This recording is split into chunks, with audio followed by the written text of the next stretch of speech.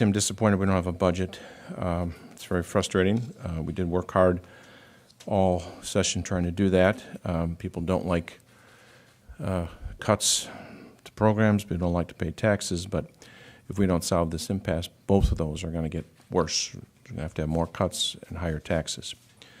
But I would say this, if you went back to January 11th, when we filed the bills, Senator Radonio and I filed the bills for the grand bargain, and if we knew that day that on May 31st, we would have been able to pass a budget after negotiating with Republicans and the governor that to the penny had a budget that spent exactly the amount of money that he wanted us to spend, and since he had called for tax increases to have a balanced budget, we picked his tax rate in order to balance it.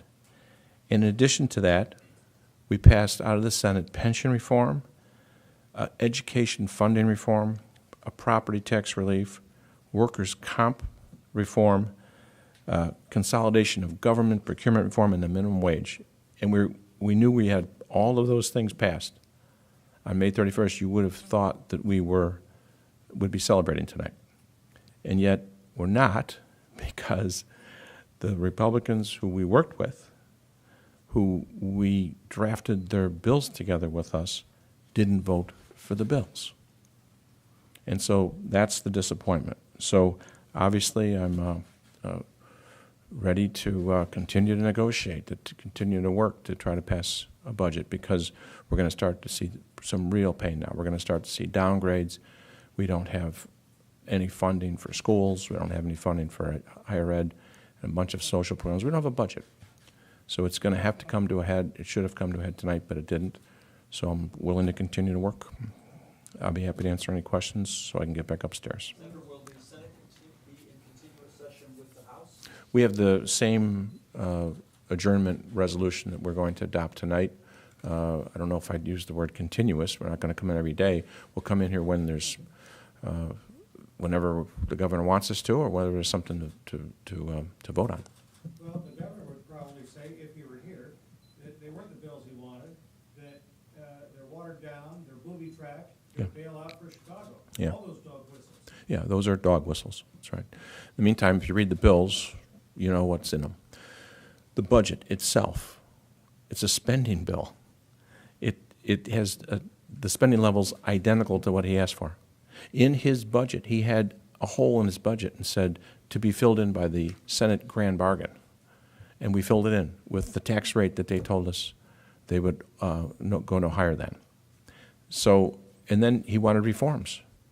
The pension bill had 15 Democrats and 16 Republicans.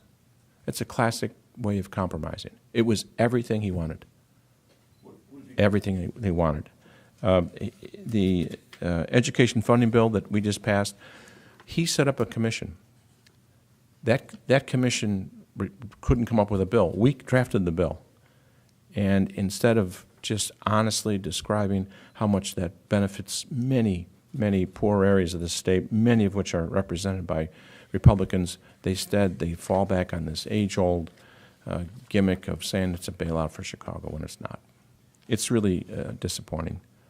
The governor said through his staff on Sunday that this bad deal would be vetoed. So isn't it better to not have the House pass a budget that the governor's going to veto, and we wait a couple of weeks? I would have preferred to pass a budget and put it on his desk. Okay, after So you he. blame him. Well, I'm not trying to blame him. I would hope that it was upon some reflection, when the business community calls him while we hold the bill for 30 days and he gets downgraded, that maybe he'd reconsider. Go back and ask him what it was that he wanted. Senator Radonio introduced a 2-year property tax freeze bill on January 11th. Why? Because that was the same that she introduced 2 years before that. What made it 4 years? And these are the reforms that he asked for, that I agreed, even though I didn't like some of these things, I agreed to work on them, and we passed them. If you're saying you gave him everything that he wanted, why do you think that there's no budget? Ask him. Ask him.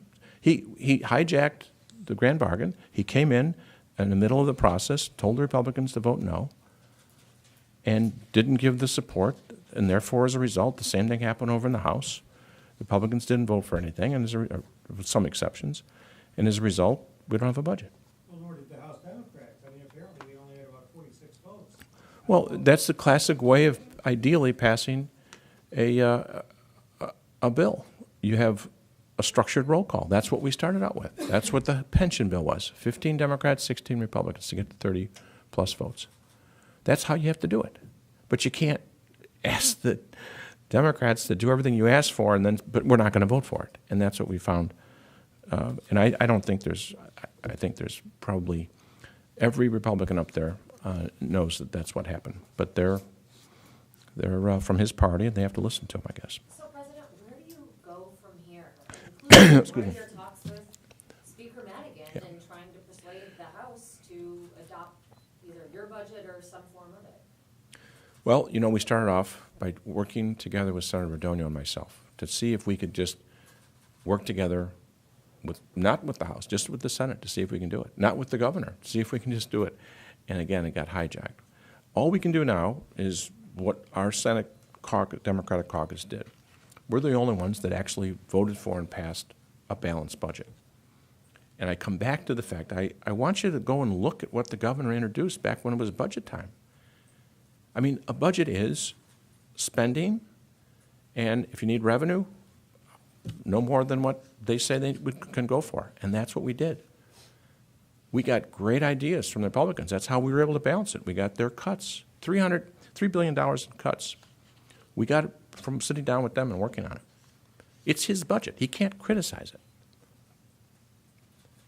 it. And yet he says, well, I don't have enough. I mean, are you serious that we have a balanced budget that he asked for? We have all these reforms, but we have a 2-year property tax freeze instead of a 4-year property tax freeze? And that's why we don't have a balanced budget? That's crazy. And so why don't we have a 4-year a property tax freeze? Because many people didn't want to have it at all. It's kind of a good policy when you have really poor school districts. And they're not all the same. That's a one-size-fits-all solution. So we compromised. Everything we talked about here, we compromised. So. But he can't even do anything with the budget until it gets to his desk, and the House hasn't done that, so. Because he tells people to vote no. That's why it's not on his desk. So your plan to kind of get it through the House and get something to his desk is. I would say more this. work with him. If the governor's not going to change his mind, we're at the point now, after midnight tonight, we need 3/5 vote to pass anything. So if you need 3/5 vote to pass anything, it's the same amount of votes you need to override a veto. So hopefully some Republicans who see this state to start really accelerate its downward trend with rating agencies reducing our bond ratings, maybe then we'll start to see some movement. What's going on with the elected school board? It's going to be voted on tonight. You've made some changes to it? Can you explain? I'm not the sponsor. Senator Rowell is the sponsor, and he's got an amendment that he's adopting. Yes.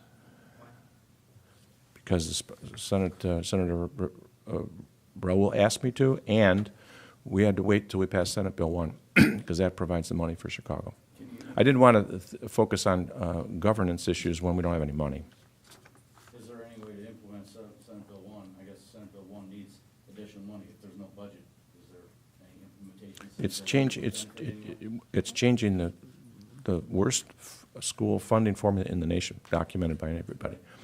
And if that is signed into law and takes effect without a budget, does that benefit anyone this school year in 2018? Well, if there's no money to go into any schools, at least we have a brand-new funding formula, but obviously it wouldn't help most schools if we don't have any money for the schools. So that's another area where we can't go any much further. We're going to have to solve this over the summer or the late spring. What's the next deadline for action? It's up to, the governor hasn't even called a meeting since last December. He's the governor. I'm not the governor. I have, one chamber and one caucus, and we've done all this stuff. Senator Good says you tried. Senator Good says that the Senate tried. He didn't criticize you or Senator Radonio, but he said it's up to Madigan and Rauner, sit down face to face. They're the problem. They are the only two who can solve it. what's that gonna take? Can you broker a Yeah, meeting for- well, that's of course not accurate, because the Senate would have to be part of that, wouldn't they?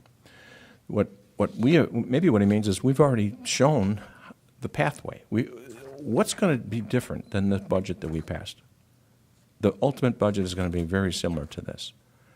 Are there going to be reforms that he's going to demand? Of course. What's different than the reforms we've already passed? So those two, at this point, you've done your job. Yeah. Can you broker a deal and get them to sit down? and get- Well, unfortunately, it hasn't worked so far, and apparently it's going to have to just get worse before people finally come to their senses. We've been working on this for half a year.